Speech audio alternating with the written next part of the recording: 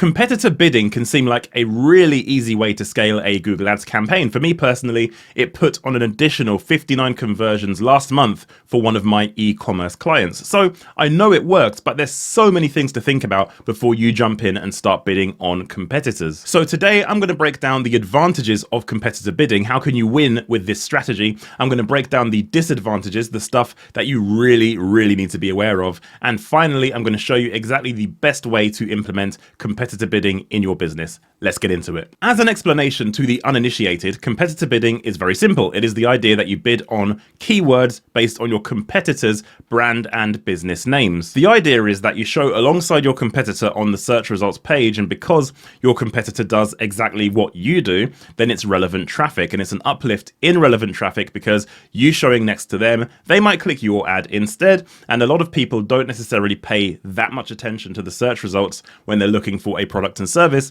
They might just type your competitor in, click your ad instead, and transact or become a lead with your business instead of your competitors. So as a strategy, it's something that's been tried and tested a lot in Google Ads, but what are the core advantages of this strategy? Well, the main advantage to competitor bidding is of course the ability to scale your campaign. Once you've taken care of bidding across all of your core keywords, you need an uplift from somewhere, and there's only a handful of ways that you can scale a campaign. In fact, there are 5 main ways you can scale a campaign. Number 1, increase your budget if you haven't done so already, especially if you're using smart bidding. Increasing your budget has less risk than if you're on a manual strategy, but that's the first thing you would do to look at growing a campaign. Number 2 is to adjust your CPA or ROAS target, because of course, if you open up your CPA target by increasing it, Google is going to try and get you leads for a bit more of a cost, but in exchange for that additional cost per lead, you should get a higher volume of conversions, and the same goes for ROAS, just the other way around. Number 3, increase your geographical target area, but more than likely you're targeting everyone you can sell to anyway, so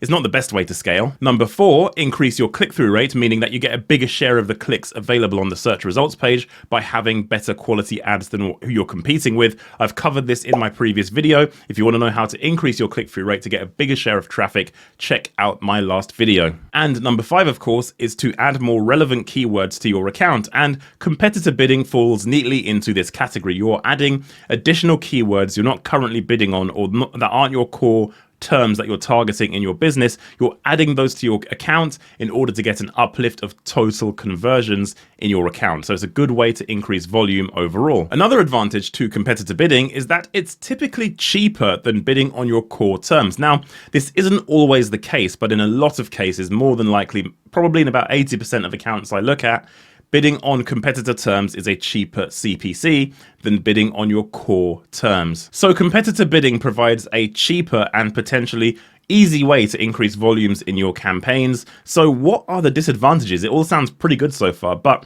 there are some big pitfalls to be aware of here. Firstly, cheaper doesn't always mean good. Now, as I say, competitor keywords typically, in my experience, are cheaper than the clicks you're going to get from your core terms. But with competitor keywords, because you're bidding on a competitor term, a lot of the time they're not actually looking for your business. So with that comes the potential for a lower conversion rate. Now, of course, if you've got a lower conversion rate but cheaper traffic, things can typically pan out okay, but generally speaking, it's something to be aware of. And if you are seeing low quality traffic from competitor terms, then it's not a strategy that's going to work well for you, because as I say, they are looking for your competitor and not for you. Another thing to be really aware of when it comes to competitor bidding is retaliatory bidding. So what do I mean by that? Well, quite simply put, if nobody in your sector or industry is currently bidding on anyone else's brand terms in terms of competitors out there, then if you start doing it, be prepared for your competitors to start doing it back to you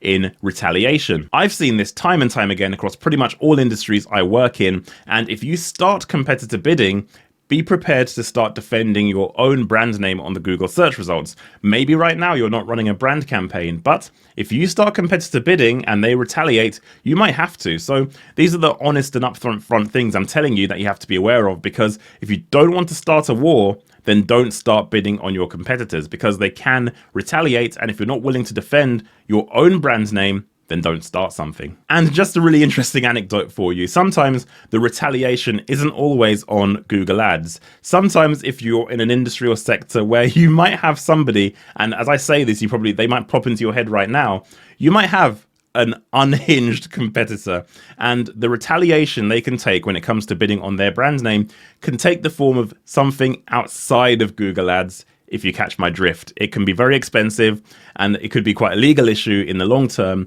and it might just be a mess you don't want to get into. So be very aware of that when you have competition that could retaliate outside of the platform, shall we say. So now you understand the good and the bad of competitor bidding, let's get into the way to implement this strategy successfully into your campaigns. The first number one rule of competitor bidding is that you do not, under any circumstances, use your competitor's brand name in your ad content. I don't care if it's through dynamic keyword insertion, whether you're deciding to do it yourself. The reason you don't do this is because you don't know whether or not their brand is trademarked. And if it is trademarked, then they've got two options. They can take you to court potentially and sue you if they don't like you using their brand name in your ads. But in addition to that, if they don't go down the legal route, they can just fill in a form on Google Ads and get your ads taken down because you're violating a trademark. So in either case, whether it's legal or just on Google Ads, it makes sense not to do this. So I always say just don't start bidding on competitor brand names and then include the brand in your ad. Because of course the other thing to mention is it's just deception. There's no point in having a business that's deceptive where you're trying to trick people that you are the competitor business. You want to make sure people come to you and you add the value as opposed to people thinking the competitor is what they're clicking. Another thing to be aware of in your strategy is that your competitors are going to break into two different distinct camps. You're going to have competing small businesses who you're competing with on an individual basis, be that locally or nationally, but they're not kind of major household, maybe even global name brands.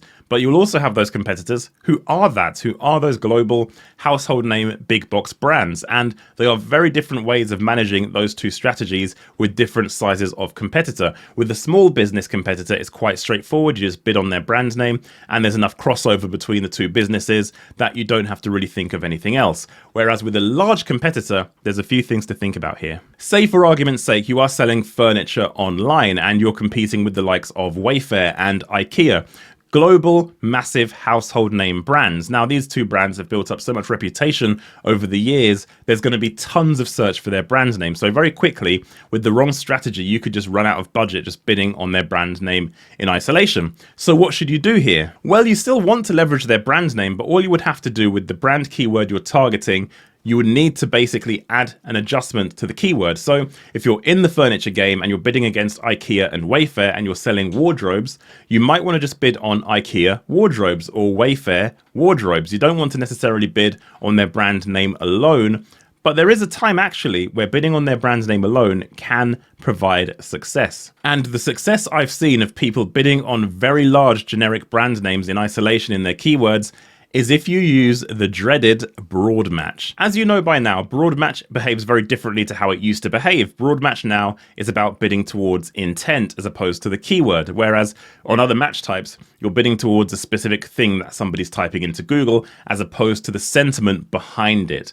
So with broad match having this additional data points and additional uplift in signals compared to other match types, Google has got really smart in understanding the context of the person searching for these larger brands. And I've seen it in accounts I manage where these large big box brands, you can just bid on their keyword on broad match, literally just the word IKEA or the word Wayfair in this example, and you can still get results. Why? Because when you pair broad match with smart bidding, Google knows the intent behind the user. So they will know somebody who is typing in IKEA as a generic term into Google, and if they were searching previously and historically for something like a wardrobe or for furniture, or their behavior online showed they're in market for what you do, then they can adjust bids to make sure that that generic term that your ads show for that term, even if the generic term in isolation probably isn't the best thing to show for, Google understands the intent behind it. So it knows somebody's in market for what you're doing, say for example, going back to IKEA, in market for buying a wardrobe, as opposed to just looking at the opening times of IKEA, looking to buy some meatballs or something like that. Another pro tip for you is to use preemptive negative keywords when it comes to the larger competitors. So things like login or contact number or things like that, or location or office or head office or whatever it might be, because a lot of people looking for these big brands are looking for stuff to do with already transacting with them or picking an item up or looking at their telephone number, all those different types of things that are never going to convert. You want to preemptively add them as negative keywords into your campaigns when bidding on competitor competitor big brands. And finally, just a word on structure. It makes sense to put your competitor terms into a separate campaign, at least in the initial stages. And the reason you want to do this is because it means that if your competitor terms behave differently to your core terms in performance, you can adjust your CPA target or ROAS target or bid strategy separate to your core terms. So you don't upset your core campaign. You do this separately, and it means you can change strategy if the need is different. Because of course, competitor terms are a different kind of thing to a main core brand term. The intent is different, the behavior is different, and more than likely, the performance can be different as well. So having them in a separate campaign can be a very helpful thing to do. So there you have it. You understand the good, the bad, and the ugly when it comes to competitor keyword bidding. Let me know in the comments if it's something that you do all the time, or whether it's something maybe you're shying away from because you don't want a brick through your window from one of your competitors. Let me know in the comments. I reply to pretty much all comments on all of my videos. Like this video if you like it. Don't forget to subscribe. Check out the other content on the channel, and I'll see you guys on the next one.